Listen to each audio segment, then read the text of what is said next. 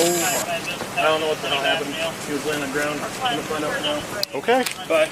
Let's roll him over. Oh my god. Grab my monitor. Is your car locked? It's unlocked. Monitor and drug box. A few moments ago. I don't know what's wrong with him, but he will not get out of our truck. Okay. And he's got to go. Sir, it's a wrap. Looks like they want you out. I couldn't breathe. They want you out, sir. Sir, come on. Come on. No games. Get out. Demanding oxygen, he would not let go of me. 247. I was freaking out. All right. You freak out too if you can't breathe. I hear you. I probably try to control myself a little bit better. There's a yellow handle right next to you. All right, or not. Sidewalk's right over there. I'm a person that likes to help other people, make sure everyone's helped, everyone's okay. I'm a person that likes to help other people, make sure everyone's helped. Are you having chest pain, difficulty breathing? Is there something sticking out of you that shouldn't be there? Pick up the phone and call American Medical Response, because we respond. In some places, it's as easy as dialing 911. That's right, Ty. Just one call, or several, and in 8 to 60 minutes, our highly trained EMTs and paramedics come to you and provide outstanding emergency medical care. We pride ourselves on being the nation's leading pre-hospital healthcare service. We provide that service 70% of the time, all the time. But what are you waiting for? Pick up the phone and call. 43-year-old Julian Coleman was put in an unimaginable position, knowing he needed emergency medical help immediately, or he was going to die. So he did what everybody would do in his position. He called 911. You can only imagine what happened next. On November 30th, 2023, 48-year-old Julian Coleman of Rochester, New York, called 911 complaining that he was having difficulty breathing. American Medical Response would dispatch EMTs Nicole Kuntz and Melanie Torres to help Julian at the corner of Seneca Avenue and Norton Street in Rochester. Now, it should have been clear right away to these EMTs that Julian was having difficulty breathing. In the body cam footage, you can clearly hear that Julian can't even get through a full sentence without becoming short of breath. Is that all you guys want, though? Then just out. 277, should be set for cars. Just grab that yellow handle right there, and that should help you out. 277, all set for cars. Did you take me to the hospital, man? No. We tried to take you, but honey, that was unacceptable. There was no reason for that. There was no issue. There's a yellow handle right next to you. All right, or not. You can also hear him grunting. This is the body's way of trying to keep air inside your lungs and is a clear sign that somebody is having respiratory distress. These two things alone should have immediately warranted Julian's oxygen level being checked, which takes about 2 seconds. Done. But guess what they didn't do? Instead, once inside the ambulance, EMT Nicole Kuntz said Julian became agitated, which is also a sign that his oxygen level is low. Apparently, at one point after Julian repeatedly begged for oxygen, he allegedly panicked and grabbed EMT Kuntz's arm, and she flipped out. After that, instead of doing anything to help Julian, remember, 2-second oxygen check, EMT Nicole Kuntz would call the police and have Julian escorted out of her truck. I don't know what's wrong with him, but he will not get out of our truck. Okay. And he's got to go. Sir, it's a wrap. Looks like they want you out. I couldn't breathe. They want you out, sir. No fight at We this tried time. to help, They're just trying to honey, get him but out. the way that you got in here and the way that you just jumped at us, that was no. All right, sir. Come on. way of Come on. somebody asking for help. No games. Get out. All right, I'm getting out. Thank you. No, thanks.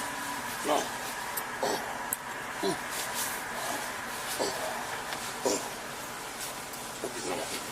Okay. 277 out. Oxygen. Honey, you told us you had pain from drinking water, and then you came in and you jumped at me and my brother and demanded oxygen. You would not let go of me. 247, same traffic. 47, same traffic. He grabbed my partner's wrist, bent it back. I was freaking out. All right. Now I don't know You'll figure out too if you can't breathe. I hear you. I probably try to control myself a little bit better. I'm not going to grab on anybody. You know what I mean? No, I'm trying to grab for the doors. I'm Okay. trying to get out of here. Okay. Try Okay. to Now's your breathe. chance. All right. All right. Oh, thank you.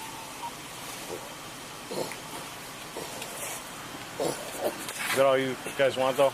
Then just out. Nah. 277, should be set for cars.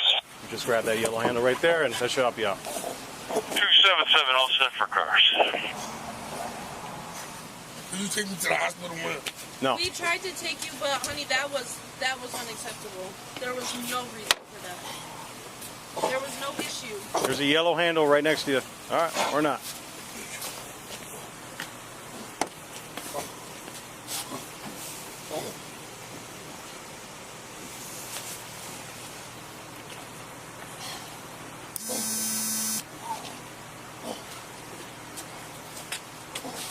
That's it. That's all you drop. You Okay. want your water? Sidewalk's right over there.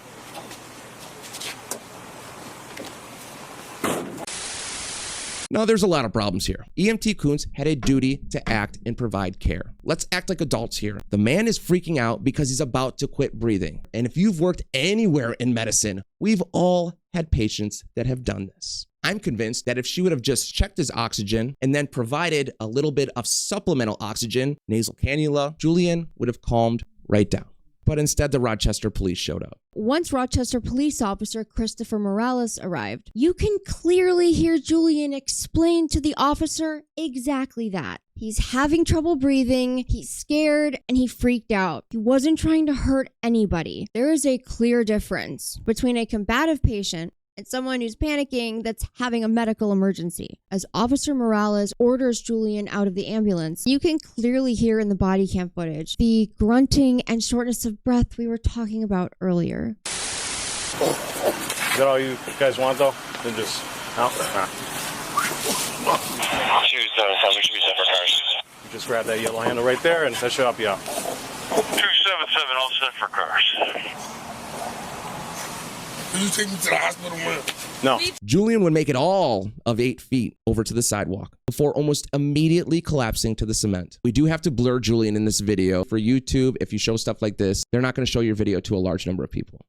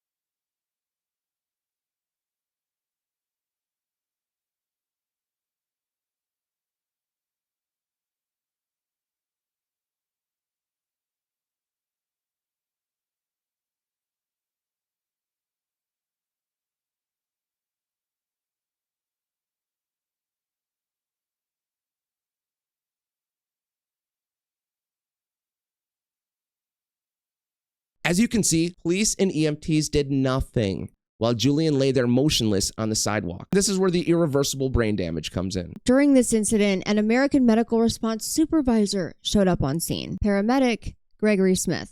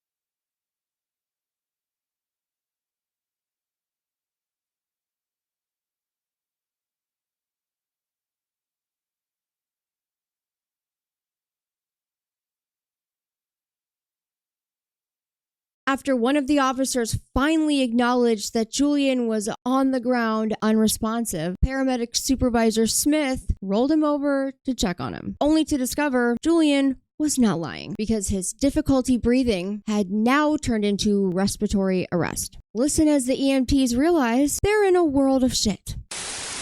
Is that blood or is that? Yeah, it's blood. Oh my. I don't know what the hell happened. He was laying on the ground. I'm gonna find out right now. Okay. Bye. Boss. Oh. Snoring breathing. All right. I grab your phone. Let's roll him over. What happened? Just lay down. I'm just trying to lie down. Oh my god. Grab my monitor. Is your car locked? It's unlocked. Monitor and drug box. By this point, the damage was already done. Julian was rushed to the hospital in critical condition, but once at the hospital, things would never get any better. Julian would sit on life support for 2 weeks before passing away on December 15th, 2023. It was found that Julian died due to a lack of oxygen to his brain, an anoxic brain injury. Remember, 2 seconds. 2 is all it would have taken to check his oxygen. What a tragic situation. It's infuriating. Now, Julian's son, Julian Green, is suing everybody involved, including American Medical Response and the EMTs that showed up. This is just one of dozens and dozens of lawsuits against American Medical Response, the ambulance company. As of December 31st, 2024, American Medical Response is a $2.5 billion company, which is down 50% from last year. I can only imagine why. American Medical Response did make a statement saying they fired one of the EMTs involved, but they didn't say which one. Despite the fact that this tragic incident happened, or the fact that AMR owed over $1 million in fines to the city of Rochester for poor service fines, which they didn't end up having to pay, the city of Rochester renewed their contract with AMR at the end of last year for another 2 years. And this time, the city said they will have to pay the fines. And how much are those fines? $2,500 a month. This is a $2.5 billion company. Now, if you made it all the way till the end of our video, thank you so much for watching. We are newer to making long content, and we really appreciate all of the support and kind words in the comments. These videos take forever to make. It is currently 3 o'clock in the morning where we're at, but we really enjoy spotlighting the content that we show in our videos. So please make sure you leave comments. We want to hear from you, and we try to answer as many as we can. Our channel is Dark Times with Nico and Sai. We hope you watch our next video. We do. Bye.